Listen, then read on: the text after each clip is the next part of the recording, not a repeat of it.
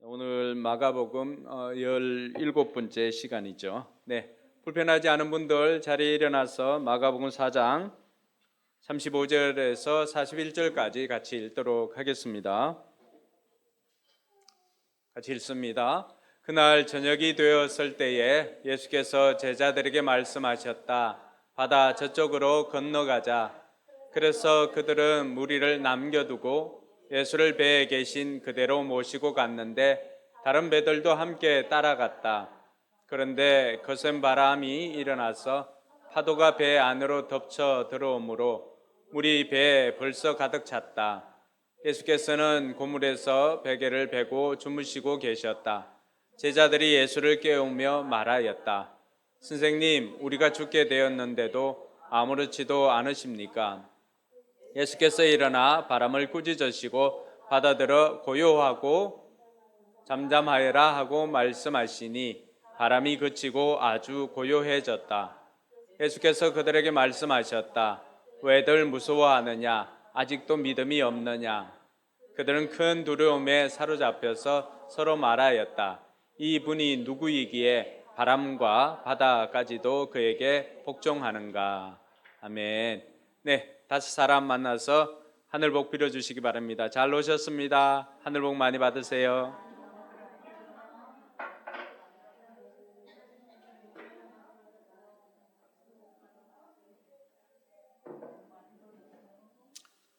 하나님의 사람들이 복을 빌어주면은 그대로 됩니다.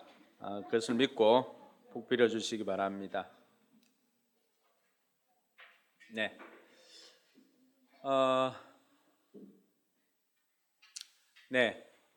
말씀을 듣기에 앞서서 제가 우리 학원에서 사용하는 방법들 중에 이 하브루타라고 하는 방법이 있습니다. 이스라엘 백성들이 하나님의 말씀을 이렇게 나누었던 그런 방법인데 이게 자녀들의 두뇌 개발에도 굉장히 도움이 되고 또 우리가 말씀을 또 이해하는 데 굉장히 도움됩니다. 그래서 오늘 제가 1분, 많지는 않습니다. 2분 드릴게요. 2분을 드릴 테니까 옆 사람과 또 혼자 앉은 분들은 앞뒤 사람과 해가지고 오늘 말씀이 무슨 내용일지 여러분 기대하는 거 오늘 보니까 어떤 말씀이 나올 것인지 한번 이야기를 해 보시기 바랍니다. 부모님들은 자녀들과 해도 좋습니다. 시작할게요. 오늘 말씀이 어떤 내용일 것인가? 뭐 없으면 앞뒤로도 해도 되고 오늘 말씀이 어떤 내용일까 한번 이야기를 해보시기 바랍니다. 이것은 책을 읽었을 때 책을 읽기 전에 제목만 보고 또 오늘 내용이 책을 읽을 내용이 어떤 내용일까를 기대하는 것도 굉장히 이해하는 데 도움이 됩니다. 과연 그런가 싶어서 이렇게 읽게 되고 듣게 되는 거거든요. 그래서 앞으로는 매주 그 말씀을 듣기 전에 하브루타 한 2, 3분 정도 이렇게 하도록 하겠습니다. 지원이도 오늘 어떤 내용인지 엄마한테 설명을 해주세요. 오늘 제목이나 또 말씀 본문 읽었는데 어떤 내용일 것 같다라고 엄마한테 설명을 한번 해줘 보세요.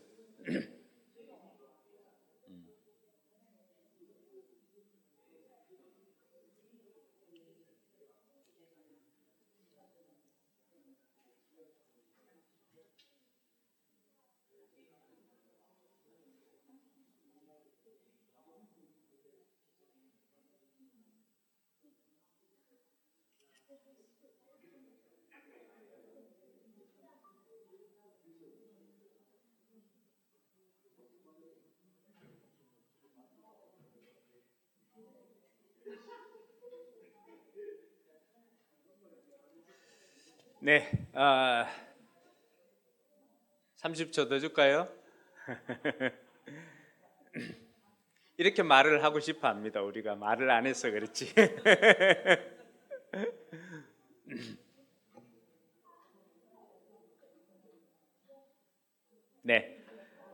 여러분들이 나누었던 그 내용들이 과연 그러한가? 오늘 말씀을 한번 들어보시고 여러분들이 기대하는 내용이 나올지 아니면은 전혀 다른 내용이 나올지 기대하면서 말씀을 시작을 하도록 하겠습니다. 여러분, 지금 우리가 살아가고 있는 이 시대에는 인류 역사상 가장 기술이 발달된 시대에 우리가 살아가고 있습니다. 우리 주변에도 있는 AI는 어느 정도까지 발달이 되었습니까? 사람의 말을, 사람의 언어를 이해를 하고 또 의료 기술은 어느 정도까지 발달했습니까? 사람의 생명까지도 평균 수명을 많이 연장을 해 주었습니다. 스마트폰 하나로 세계와 연결이 되는 시대에 우리가 살아가고 있습니다.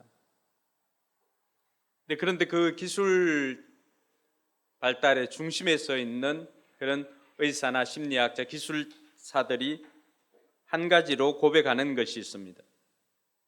그것은 우리가 통제할 수 없는 영역이 여전히 존재한다는 것입니다. 아무리 기술이 발달하고 해도 의사나 심리학자들 또 과학자들 그 중심에 있는 사람들이 동일하게 고백하는 것은 우리가 통제할 수 없는 영역이 여전히 존재한다는 것입니다. 존 레녹스라고 하는 그 옥스퍼드 그 교수가 있습니다. 옥스퍼드 대학교 수학자이자 또 기독교 변증가이기도 한 이분이 그런 이야기를 한 토론회에서 이렇게 말하였습니다. 우리는 인간의 뇌를 스캔할 수는 있지만 인간의 고통은 스캔할 수는 없습니다. 기술은 인간의 문제를 진단할 수는 있지만 치료하지는 못합니다. 왜냐하면 인간의 깊은 고통은 기술의 문제가 아니라 존재의 문제이기 때문에 그렇습니다. 기술이 아무리 발달해도 우리에게는 여전히 기적이 필요합니다. 산불로 인하여서 많은 사람들이 마음을 졸이면서 이렇게 시간을 보내고 있습니다. 여러분, 이렇게 산불이 대형 산불이 났을 때 많은 사람들의 생각은 어떻습니까? 저도 집사람한테 그런 이야기를 했습니다. 아니, 기술이 이렇게 발달했는데 뭐 인공비든지 뭐라도 해가지고 좀 끌 수 없나? 이런 이야기들을 했습니다. 여전히 기술이 발달해도 우리가 할 수 있는 것이 무엇이었습니까? 기도회를 통해서 하나님 앞에 비를 내려달라고 기도하는 것이었습니다. 근데 아주 작은 미미한 비가 오기는 했습니다. 근데 하나님께서 정말 이 꽃피는 춘산물에 여러분 뭐가 왔죠? 눈이 왔습니다. 눈이. 용인 지역에는 폭설이 올 정도로. 하나님께서는 우리가 생각하지 못하는 방식으로 지금도 여전히 우리 삶 가운데 기적을 베풀어 주고 있습니다. 기술이 아무리 발달해도 여전히 우리는 하나님께서 행하시는 기적이 필요한 시대에 우리가 살아가고 있다는 것입니다. 여러분, 기적은 단순히 물리적인 법칙을 거스르는 마법 같은 일이 아닙니다. 기적이라고 하는 것은 하나님께서 지금 여기에 나의 삶에 함께 하신다는 표적인 줄 믿으시기 바랍니다. 그리고 여전히 우리도 우리 인생의 폭풍 앞에서 우리는 여전히 연약한 존재이기 때문에 오늘도 여전히 기적이 필요한 것입니다. 오늘 본문 속에 나오는 제자들도 그러했습니다. 그들은 어부였습니다. 어부들은 바다에서 어떻게 하면 살 수 있는지를 너무나 잘 아는 사람들이었습니다. 더군다나 그 사람들 모두는 대부분은 갈릴리 바다 출신이었습니다. 그러니 그 바다에서 수십 년 동안 잔뼈가 굵은 사람들입니다.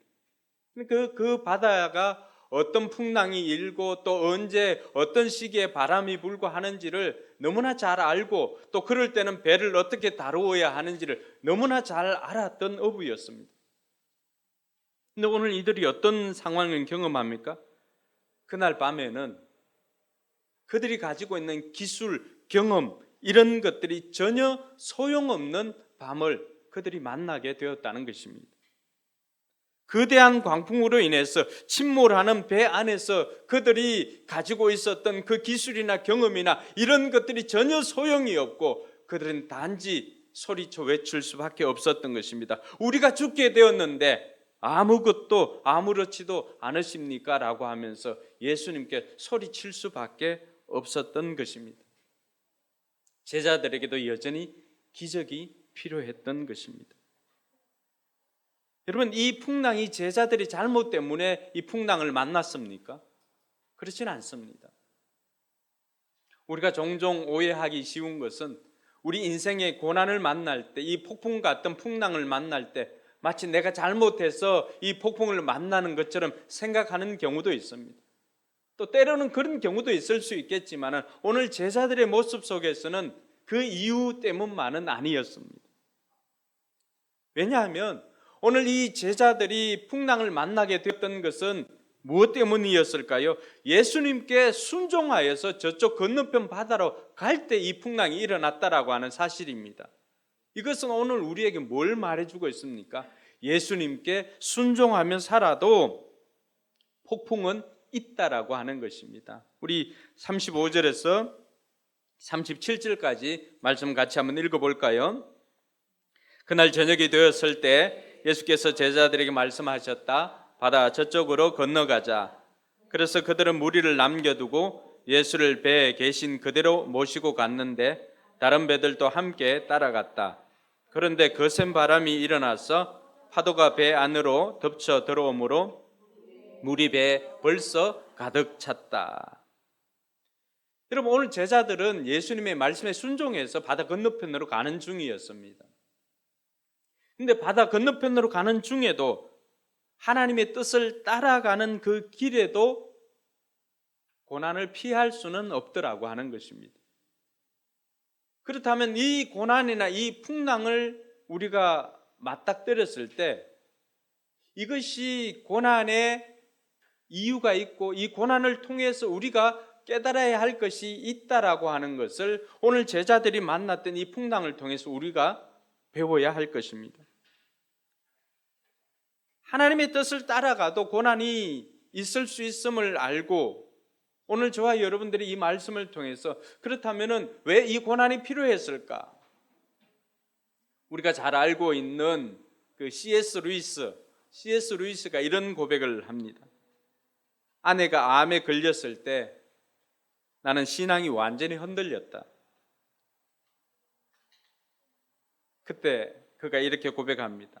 나는 내 믿음을 탁자 위에 올려놓고 망치로 쳤다. 그때야 그 믿음이 비로소 진짜인 줄 알 수 있었다. 이런 풍랑을 만나게 되거나 고난을 만나게 되면 비로소 내 믿음이 진짜인지 가짜인지 알 수가 있습니다. 코로나를 지나면서 여러분 많은 사람들이 교회를 떠나기도 하고 또 오히려 또 믿음 좋은 사람들은 믿음이 더 견고하게 되어지기도 했습니다. 무엇을 말해 주었습니까? 그 코로나가 한번 지나가고 나니까 진짜와 가짜가 구분이 되더라고 하는 것입니다.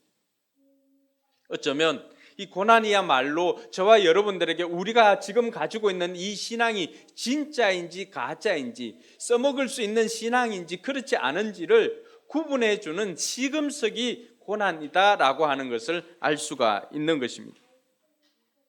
그래서 이 폭풍은 제자들이 만났던 이 폭풍은 믿음을 시험하는 불가피한 도구인 것을 우리가 알 수 있습니다.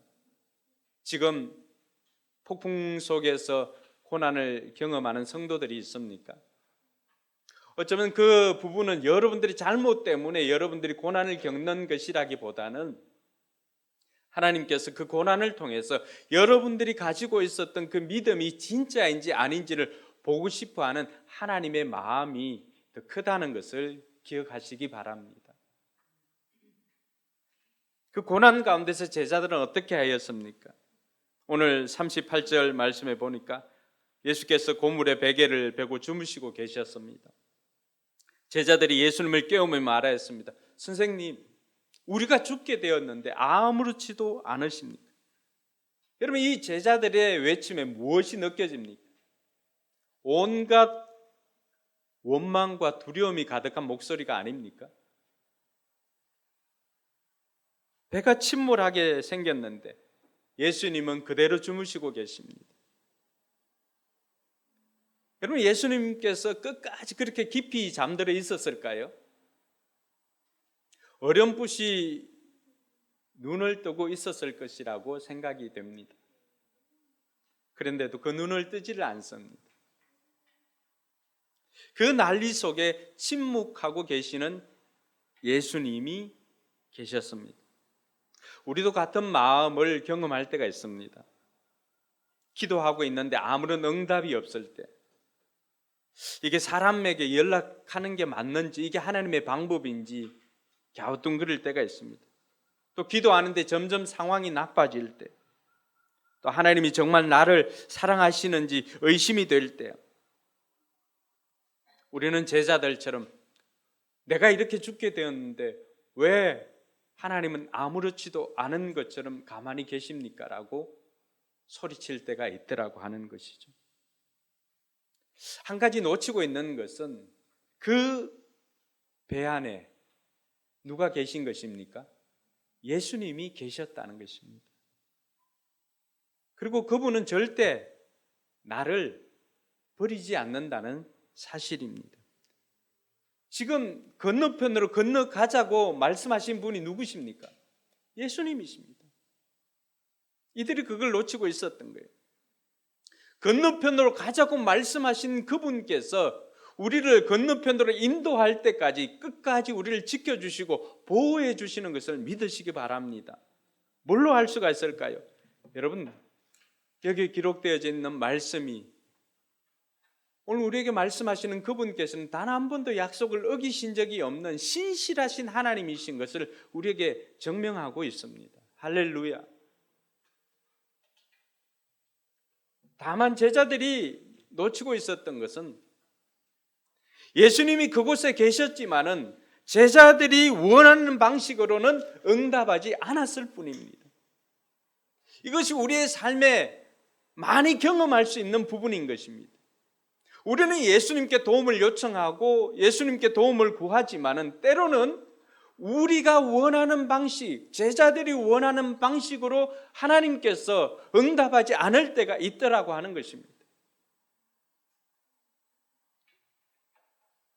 그때 우리가 기억해야 하는 것은 예수님의 침묵이 예수님의 부재를 말하는 것이 아니라고 하는 것입니다.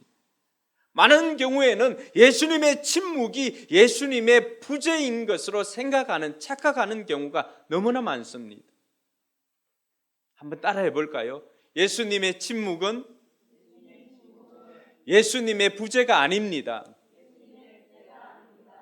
자, 이 사실만 우리가 우리의 삶에 명확하게 오늘 우리가 붙잡아도 우리의 삶에 소망이 있습니다. 왜냐하면 그분이 어떤 분입니까?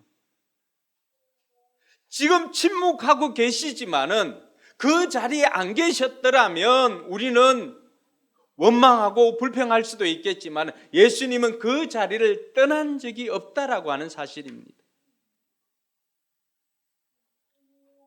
뿐만 아니라 그분께서는 이미 우리의 삶에 침묵하고 계시는 그분께서는 당신 역시도 하나님의 침묵을 경험하는 때가 있었다는 사실입니다.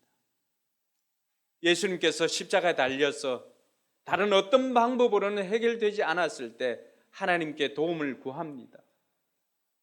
그랬을 때 하나님께서는 예수님에게 그 어떤 말씀도 하지 않고 그냥 침묵만 하고 계셨습니다. 그때 예수님께서 마태복음 27장 46절에 이렇게 외칩니다. 3시쯤에 예수께서 큰 소리로 부르짖어 말씀하셨다. 엘리 엘리 라마 사박다니. 그것은 같이 읽을까요? 나의 하나님 나의 하나님 어찌하여 나를 버리셨습니까? 라는 뜻이다. 때로는 우리의 삶에 침묵하고 계시는 그분께서는 그분 역시도 하나님 앞에서 아버지의 침묵을 먼저 경험하셨던 분이었습니다. 예수님께서 아버지의 침묵을 경험하셨을 때 그 아버지의 침묵은 아버지의 부재가 아니라고 하는 것을 알게 되었죠. 왜냐하면은 예수님께서 그 죽음을 이기시고 3일 만에 부활하심으로 그 죽음까지도 사망까지도 정복해 버렸다라고 하는 것은 침묵하신 그분께서 부재하신 것이 아니라 그 죽음을 이기고 승리를 가져다 주셨다라고 하는 것을 예수님께서 이미 몸으로 체험하셨던 것입니다. 할렐루야. 그러니 그분께서 우리에게 침묵하고 있다고 해서 우리의 문제가, 이 문제가 우리를 집어삼킬 것이라고 하는 생각을 우리는 내려놓아야 합니다. 왜냐하면 때가 되면 하나님은 하나님의 방법대로 우리를 그 어려운 가운데서 건져주시기 때문입니다. 할렐루야. 제자들이 그렇게 예수님을 찾아와서 예수님, 우리가 죽게 되었는데 아무렇지도 않습니까? 라고 했을 때 이제 시간이 되었기 때문에 예수님께서 드디어 등장하십니다. 39절 말씀에 보시니까 예수님께서 어떻게 하셨습니까? 39절 우리 같이 읽습니다. 예수께서 일어나 바람을 꾸짖으시고 바다들어 고요하고 잠잠하여라 하고 말씀하시니 바람이 그치고 아주 고요해졌다. 여러분, 예수님은 바람과 바다를 향해 명령하셨습니다. 근데 어떤 일이 생겼습니까? 그 즉시로 바람이 그치고 바다가 잠잠해졌습니다. 여러분, 우리가 총을 쏘더라도 총을 쏘고 나면 어떻게 됩니까? 탕 하면 이게 튕겨나와서 이렇게 그 반동이 있습니다. 기관총이든 뭐 이런 것들도 어깨에 견착을 하는 이유가 반동이 있기 때문에 그렇습니다. 이 권총은 이렇게 쏘면은 이렇게 흔들리기 때문에 어떤 경우는 이렇게 잡고 파지하고 쏘는 경우도 있습니다. 왜냐하면 쏠 때도 그렇지만 쏘고 나서도 흔들리지 않도록 하기 위함입니다. 바람이 불어도 어떻습니까? 바람이 불고 나도 금방 지나갔다고 해서 사그라드는 게 아니죠. 바람이 지나가고 난 다음에 바람이 지나간 것을 우리가 어떻게 합니까? 지나간 바람에 잎이 흔들리는 것을 보고 바람이 지나갔다는 것을 알 수가 있습니다. 근데 예수님의 행하심은 어떻습니까? 말씀하시니까 말씀이 지나가고 난 다음에 그 여파가 있는 거, 말씀하시는 그 즉시로 그 모든 것들이 제로 상황처럼 완전히 잠잠해졌다라고 하는 것입니다. 할렐루야. 그리고는 제자들을 향해서 예수님 말씀하십니다. 왜들 무서워하느냐? 아직도 믿음이 없느냐? 여러분, 이 상황에서 제자들이 신뢰했던 것은 무엇이었습니까? 제자들이 신뢰했던 것은 예수님보다도 상황을 더 신뢰를 했다라고 하는 것을 우리가 알 수가 있습니다. 이것이 바로 제자들의 두려움의 실체였습니다. 그리고 오늘 저와 여러분들의 두려움의 실체입니다. 우리는 우리와 함께 하시는 주님의 능력보다도 주님보다도 더 상황을 신뢰하고 있습니다. 그러니 그 상황이 마치 우리를 삼킬 것처럼 생각하니까 두려운 거예요. 다른 말로 표현하면 믿음 없음입니다. 무슨 믿음이 없다라고 하는 거죠? 주님에 대한 믿음이 없다는 것입니다.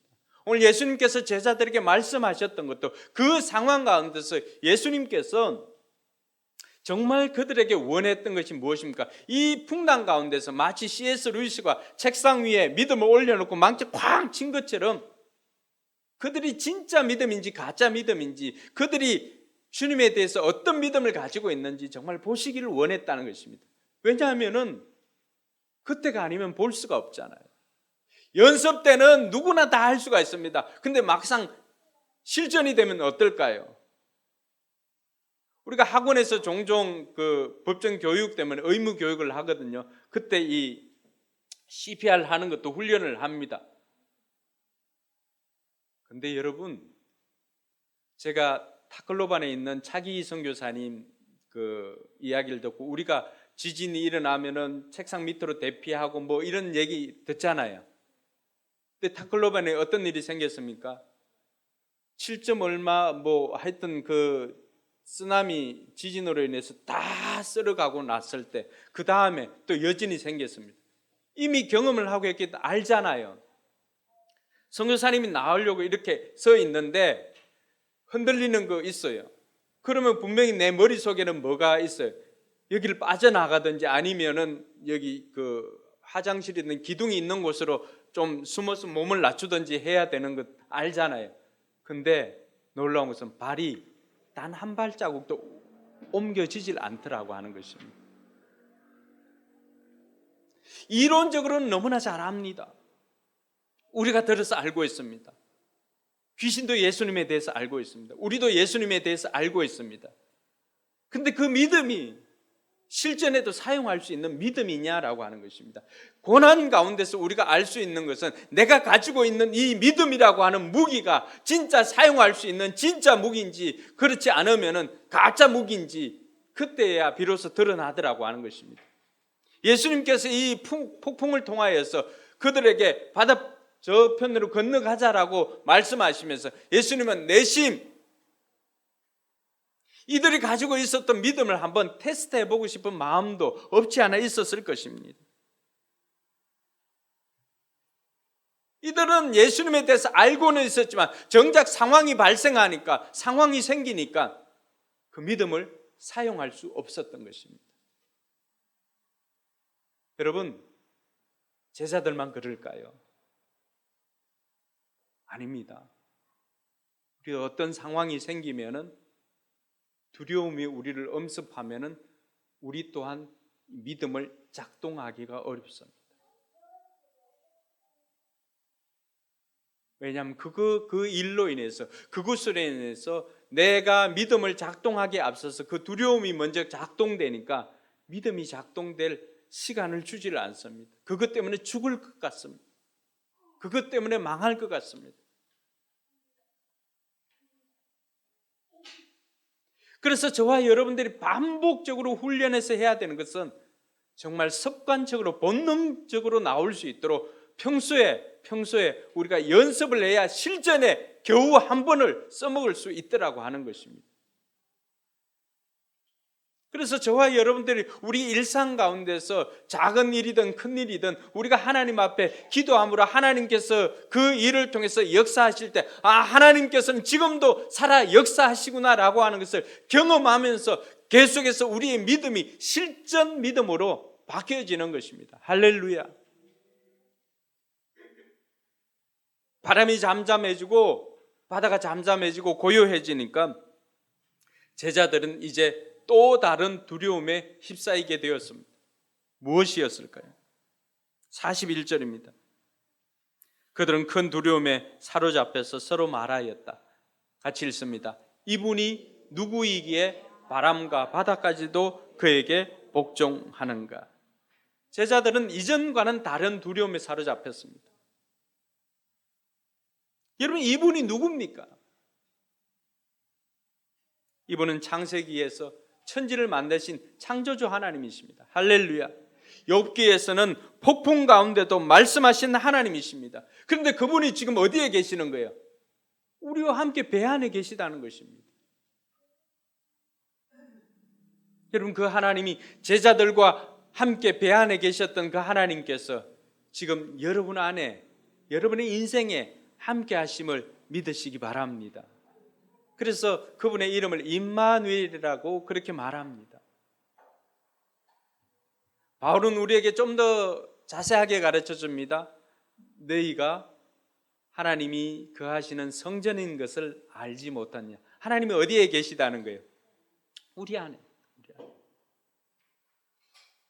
그러므로 우리가 기도할 때 하나님 우리와 함께 해 주십시오라고 하는 기도는 조금 잘못되었죠. 그럼 우리가 어떻게 기도해야 될까요? 하나님 나와 함께 해주시니 그렇지, 감사. 오늘부터 저와 여러분들의 기도가 달라지길 주님의 이름으로 축원합니다. 나와 함께 해주시니 감사합니다. 이 고백부터 시작하는 것입니다. 그때 제자들과 함께 하셨던 주님, 그 배에 함께 하셨던 주님께서는 오늘도 우리 인생의 항해에, 우리의 배에 함께 타고 계시다는 사실입니다. 여러분, 어떤 폭풍이 있습니까? 여러분, 어떤 폭풍을 만났습니까? 어떤 고난을 만났습니까? 여러분들이 원하는 방식이 아니라 할지라도 주님 그 배에 타고 계심을 믿으시기 바랍니다. 우리의 평안은 문제가 없는 데서 오는 것이 아닙니다. 예수님이 함께 계시다는 믿음에서 오는 것입니다. 할렐루야. 다시 읽어드릴까요? 우리의 평안은 문제가 없는 데서 오는 것이 아니라 우리의 주님이 나와 함께 하시다는 믿음에서 평안이 온다는 사실입니다. 할렐루야. 다윗이 이 믿음을 가졌습니다. 골리앗과 전쟁에서 다윗이 뭐라고 말합니까? 이 할례 없는 블레셋 사람이 살아계신 하나님을 모독한다고, 내가 믿는 하나님은 살아계신 하나님이라고 그렇게 말하면서 그는 골리앗 앞에 섰습니다. 다윗이 골리앗을 이긴 것은 그가 가지고 있는 돌멩이가 아니었습니다. 그가 가지고 있는 막대기가 아니었습니다. 바로 살아계신 하나님 때문에 이길 수 있다는 그 확신이 그로 하여금 골리앗 앞에 담대히 서게 하였던 것입니다. 이 하나님께서 나와 함께 하시다는 믿음이 있으니까 두려움이 사라지는 것입니다. 여러분, 빛과 어둠이 함께 할 수 없는 것처럼 믿음과 두려움이 함께 할 수 없는 것입니다. 할렐루야. 우리가 믿음을 가지는 그 순간 두려움은 빛이 돌아왔을 때 어둠이 순식간에 사라지는 것처럼 우리가 믿음을 가졌을 때 두려움은 순식간에 사라지는 걸 믿으시기 바랍니다. 우리가 인간적인 자신감은 자기가 가지고 있는 것에서 비롯됩니다. 그러나 영적인 자신감은 자기가 가지고 있는 것이 아니라 하나님을 믿는 믿음에서 시작되는 것을 믿어야 할 것입니다. 그래서 바울은 이 하나님을 모든 믿는 자들이 좀 다 알았으면 좋겠다라고 생각을 했습니다. 그래서 에베소서 1장 17절에서 19절까지 바울이 이렇게 이야기를 합니다. 같이 읽습니다. 우리 주 예수 그리스도의 하나님이신 영광의 아버지께서 지혜와 계시의 영을 여러분들에게 주셔서 하나님을 알게 하시고 여러분의 마음의 눈을 밝혀주셔서 하나님의 부르심에 속한 소망이 무엇이며 성도들에게 베푸시는 하나님의 영광스러운 상속이 얼마나 풍성한지를 여러분이 알게 되기를 바랍니다. 또한 믿는 사람들인 우리에게 강한 힘으로 활동하시는 하나님의 능력이 얼마나 엄청나게 큰지를 여러분이 알기 바랍니다. 할렐루야. 바울이 뭘 알아라고 하는 거예요? 우리와 함께 하시는 하나님의 능력을 알아라고 하는 것입니다. 그 하나님이 얼마나 능력이 큰지를 알아라고 하는 것입니다. 그걸 아는 것으로부터 우리의 믿음이 시작되는 것입니다.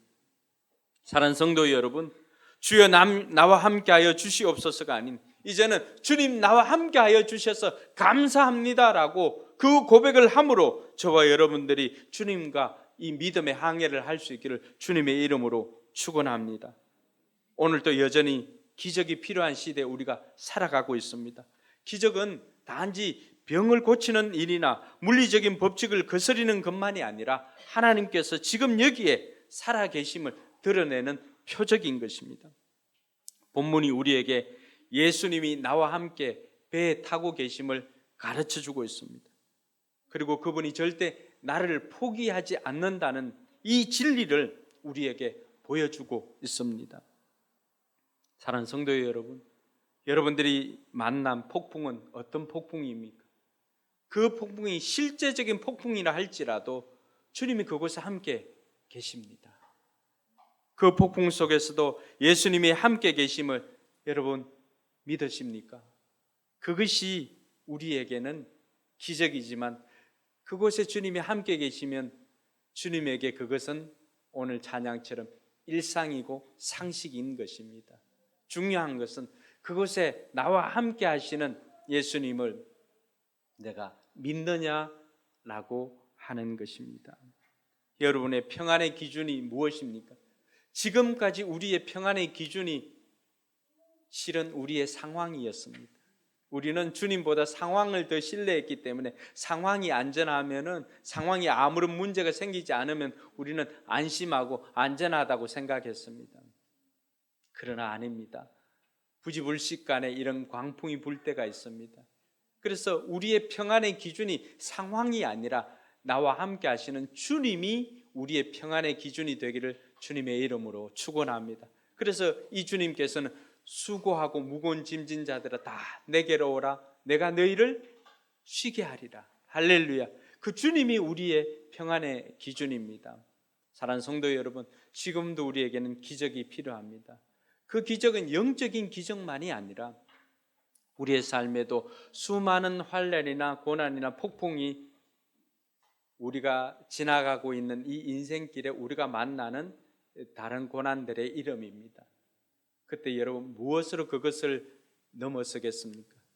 우리는 고난을 피해가는 것이 아니라 그 고난을 뚫고 지나가야 하는 사람들입니다. 그럴 때 주님께서 나와 함께 계심을 믿으시기 바랍니다. 때로는 침묵하실 것입니다. 그러나 낙심하지 마십시오. 때가 되면 주님께서 여러분을 도와주십니다. 그럼 우리가 어떻게 이 주님과 함께 이 주님의 기적을 경험할 수가 있는가? 두 가지입니다. 그래서 날마다 우리의 삶에 기도를 통해서 살아계신 하나님을 체험해야 하는 것입니다. 그리고 주님께서 말씀하시면 즉시로 순종하는 것입니다. 기도와 순종을 통해서 날마다 우리의 삶에 이 주님의 능력을 경험하며 살아갈 때 우리는 언제든지 주님이 나와 함께 하시다는 그 사실만으로 든든해질 수가 있는 것입니다. 우리 권사님이 이렇게 왔는데, 권사님이 오면은 우리 아란 사모가 밥 하는데 염려가 될까요? 안 될까요? 안 되죠. 유튜브보다도 더 정확한 엄마 손이 있는데 걱정을 할까요? 안 할까요? 안 합니다.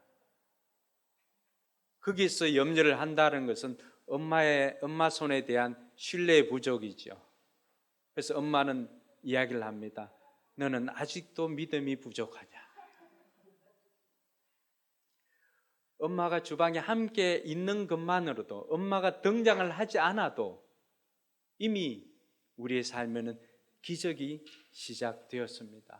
그 주님께서 여러분들과 함께 하십니다. 이번 한 주간도 주님이 여러분들과 함께 하심을 믿고 그 주님의 능력을 신뢰하면서 한 걸음 한 걸음 나아가는 저와 여러분들이 되길 주님의 이름으로 축원합니다. 뿐만 아니라 행축을 위해서, 100명의 예배자를 위해서 여러분들도 기도를 시작해 주시기 바랍니다. 우리가 할 수 있는 것은 우리의 능력이지만 그러나 우리의 손을 넘어선 것은 하나님의 능력입니다. 지금도 우리는 여전히 기적이 필요한 시대에 살아가고 있습니다. 기도하겠습니다.